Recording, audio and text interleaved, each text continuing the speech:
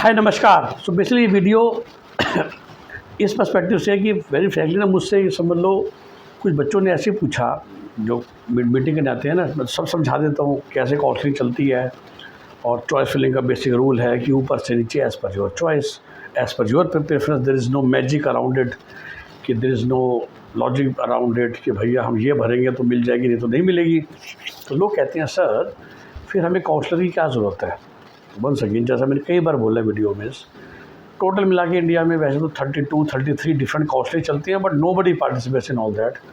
तो चलो एक होता है कि मेरे पास ऑलरेडी स्टूडेंट आ चुके हैं, 542 मार्क्स है, ठीक है जी, आप ऑल इंडिया कोटा भी भरेंगे, अपना स्टेट का भी भरेंगे। और कहना नहीं चाहिए, पर कुछ लोग ऐसे होते हैं खासकर दिल्ली के आसपास वाले जिनका दिल्ली कोटा भी है और अपने स्टेट का कोटा भी है। अब ऑल इंडिया कोटा से पर्टिकुलर सीट मिलेगी, हरियाणा से एक मिलेगी और दिल्ली कोटा का यूज़ करके सीट मिलेगी। तीनों सीट की क्वालिटी फ़र्क है। तो राउंड वन बड़ा इजी है क्योंकि राउंड वन फ्री एग्जिट है, कहीं यहाँ पे कहीं पेनल्टी लग रही, कुछ नहीं हो रहा। लेकिन उसके बाद गहराई के रूल्स हैं। चलो मैं बता देता हूँ। आईपी यूनिवर्सिटी में अगर आपको राउंड वन में सीट मिल गई और आपने ज्वाइन नहीं करा तो आप आईपी काउंसलिंग से बाहर हो जाते हो टिल स्पॉट राउंड, ठीक। तो ये रूल एमबीबीएस में भी लागू है। इस तरह के ना कुछ सटीक रूल्स हैं, कौन से सीट कब तक होल्ड कर सकते हो, कब छोड़ सकते हो। तो सबसे इम्पोर्टेंट वहाँ पर है क्या आप सारे रूल्स, सारे ब्रोशर्स खुद पढ़ के सक्षम हैं उनको फॉलो करने में। तो आपको किसी काउंसलर की ज़रूरत नहीं है। जनरली क्या होता है फिर एक फुल टाइम वर्क है। लेट्स से अब जो स्मार्ट स्टूडेंट्स हैं जो अब फ्री हैं प्रैक्टिकली एग्ज़ाम के बाद, बट जो पेरेंट्स हैं वो तो अपने काम में बिज़ी हैं ना। अब कोई नया रूल आया, कोई नई नोटिफिकेशन आई, आप अपना काम में बिज़नेस करेंगे या इस चीज़ पे ध्यान देंगे। ये हो जाता है तीसरा reason why you need professional counsellors, कि जहाँ पर भी मल्टीपल ऑप्शंस अवेलेबल हैं वहाँ पर कब कौन सी सीट ऑप्टिमली लेनी है, वो रीज़न है। दूसरा रीज़न है अवेलेबिलिटी ऑफ टाइम, कि आपके पास उतना समय अवेलेबल है कि आप पूरी काउंसलिंग को ट्रैक कर सकें। अभी अचानक से ना केरला में नोटिफिकेशन आया और 4 दिन का टाइम मिला है। इसी तरह बाद में होगा कि कभी कभार तो एक दिन का टाइम मिलता है, 2 दिन का। अब हमारी जो टीम्स हैं वो तो 32 वेबसाइटें खोल के बैठे हुए हैं दिन भर, and we have hired 2 people for that.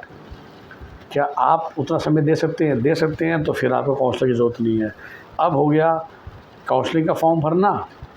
Counselling के फॉर्म भरने में अगर कुछ कभी कभार स्पेशल डॉक्यूमेंट्स चाहिए होते हैं, डॉक्यूमेंट समझना है कि ये क्या मांग रहा है, वो आप खुद से पढ़ के यूट्यूब वीडियोज़ देख के और इतना समय लगा के पता कर सकते हो, तो भी आपको प्रोफेशनल काउंसलर की ज़रूरत नहीं है। अब सीट आपको मिल गई, सीट मिलने के बाद जॉइनिंग फॉर्मेलिटीज़ के दौरान क्या क्या डॉक्यूमेंट्स लेके जाने हैं, वहाँ की इन चीज़ों का ध्यान रखना है, वो सब चीज़ें आप खुद ट्रैक कर सकते हो, तो भी आपको काउंसलर की ज़रूरत नहीं है। और ये सब करने के बाद 90% कोई दिक्कत नहीं है। 10% सीट्स जो मैं हमेशा कहता हूँ, चाहे वो जो बैंक गारंटी वाली सीट्स हैं राजस्थान या वेस्ट बंगाल की, जो एनआरआई पेपर्स वाली सीट हैं जहाँ पर उस समय पेपर चेक्स होते हैं, कुछ कॉलेजेस ऐसे हैं जहाँ पर रिपोर्टिंग के टाइम में इश्यूज़ क्रिएट किए जाते हैं अगर आप किसी काउंसलर के थ्रू नहीं है या एजेंट के थ्रू नहीं है, वहाँ पर the right word is agent. तो बेसिकली 4-5 कारण है। जैसा मैंने कहा कि अगर आपको कोई भी सीट चलेगी तो आपको काउंसलर की शायद ज़रूरत नहीं है, लेकिन अगर आपको बेस्ट ऑप्टिमल सीट चाहिए आपके मार्क्स के हिसाब से तो आपको काउंसलर की ज़रूरत है। लेट्स सब किसी 40,000 रैंक है और कस्तूरबा मणिपाल मिल ही जाएगा, सबको पता है। एमसीसी का फॉर्म भरेंगे, चॉइस वन में डालेंगे, मिल जाएगा, रिपोर्टिंग कर लेंगे। अगर वो आपका केस है तो बिल्कुल आपको काउंसलर की ज़रूरत नहीं है। तो उस ब्रैकेट में मैं बोलता हूँ जहाँ पर एब्सोल्युटली क्लैरिटी है। लेकिन अगर 35,000 है, 28,000 है, मेरे पास आए हैं 3 क्लाइंट ऐसे ना कि सर गवर्नमेंट ट्राई करते हैं लेकिन सिर्फ अच्छे गवर्नमेंट में जाएंगे, नहीं तो will go to a good private. तो उसके हिसाब से हमारी स्ट्रैटेजी बनाइएगा, उसके हिसाब से हमारे 3 महीने काम किएगा। तो अगर आप ये ऐसी एक्सपेक्टेशन है, ऐसी होप है, तो आपको प्रोफेशनल काउंसलर्स की ज़रूरत है। या जैसे मैंने बोला अगर वो बैंक गारंटी या एनआरआई पेपर्स वो वाली सीट है तो फिर आपको शायद एजेंट्स की ज़रूरत है, राइट। जो सिर्फ एजेंट होते हैं, हम दोनों हैं, बात अलग है। और ये मैं फिर भी बार बार कहता हूँ कि जब मैं एनआरआई पेपर्स का जिक्र करता हूँ दैट मीन्स पेपर्स बनाने में हेल्प करना, नकली पेपर नहीं या रूल्स को तोड़ के बिल्कुल भी नहीं। कि जिस काउंसलिंग में फर्स्ट ब्लड चाहिए तो फर्स्ट ब्लड ही होना चाहिए, बट हाँ आपके घर में कोई फर्स्ट ब्लड है तो उनको गाइड करना। समटाइम होता है ना कि आपको मैं सैम्पल पेपर भी मैं भेज देता हूँ अपने क्लाइंट्स को, फिर वो कहते हैं जी आप भी डायरेक्ट बात करो हमारे सेंडर रिलेशन से, हमें तो समझ नहीं आ रहा है। वो सब चीज़ों को भी मद्देनज़र रखते हुए अगर वो सब चीज़ें आप खुद कर सकते हैं तो भी आपको काउंसलर की ज़रूरत नहीं है।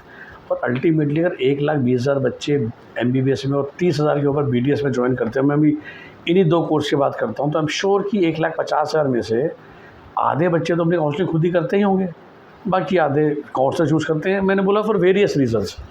जो स्टूडेंट है, पेरेंट्स हैं, they are not that educated कि सारे इंग्लिश के अपडेट्स पढ़ सकें। और फिर से मैंने बोला जो बच्चे भी स्मार्ट हैं, एजुकेटेड हैं, समय है, अगर आपको ऑप्टिमल सीट चाहिए या कोई भी सीट चलती है, तो वो डिसीजन है ना जो आपका है।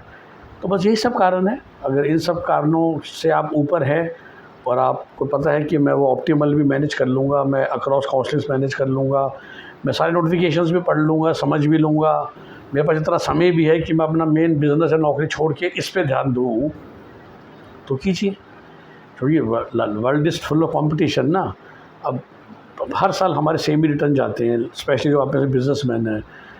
एक बार आप किसी CA के पीछे बैठ जाओगे तो आप देख सकते हो कि GST का यूट्यूब पे हज़ारों वीडियो है। फिर भी बताइए कितने बिजनेसमैन हैं जो अपना GST रिटर्न खुद फाइल कर रहे हैं, क्योंकि आपको लगता है भाई 10-20 हज़ार की बात है। Similarly MBBS is a very coveted seat, MD is a very coveted seat, BTech in top colleges is a very coveted seat. तो उन सीट्स में ना when the stakes are so high, भाई 30-50 हज़ार खर्च करना is not a big deal, ताकि आपको आपकी ऑप्टिमल सीट मिल जाए बिना किसी गलती के, बिना किसी परेशानी के, बिना किसी प्रॉब्लम के। बस यही वजह है और कोई वजह नहीं है। तो ये उन लोगों के लिए जो मुझसे पूछते थे, मैंने कहा कि मैं हमेशा वीडियोज़ बनाता हूँ, तो लोग मुझसे पूछते तो मैंने कहा कि ये सवाल आपके लोगों के मन में भी बहुत आ रहा होगा जो मेरे चैनल को सुनते हैं कि sir why do we need a counsellor. So maybe this video will help all of you. And again not only us और मी, और भी बहुत अच्छे अच्छे काउंसलर्स हैं, हर शहर में होंगे, हर राज्य में हैं। अच्छा काउंसलर अगर आपको मिल जाता है, आपको पता चल जाता है, ज़रूर हायर कीजिए। I think it is worth spending that money. जब आप 1 करोड़ 80 लाख MBBS में खर्च करने वाले हो, तो 50-75 हज़ार रुपये क्या चीज़ है। गवर्नमेंट के बच्चों के लिए भी, क्योंकि आपको सोचो 75 लाख वाली सीट 2 लाख 5 लाख में मिल रही है, तो कोई गलती ना हो जाए, हमें बेस्ट कॉलेज मिले, क्योंकि हर कॉलेज सेम नहीं है। इस बात को समझ लीजिए, राइट।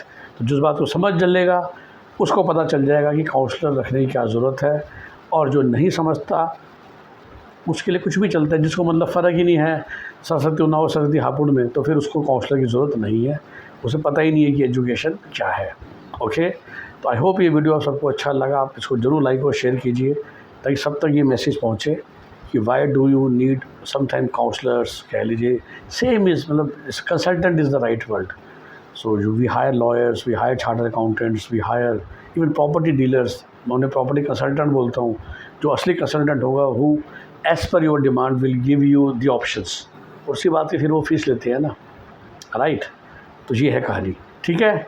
तो आई होप कि this answers lot of queries to people कि why do you need professional counsellor when you're looking for higher education in any of these courses, India or abroad. Bye bye, take care, have a nice day.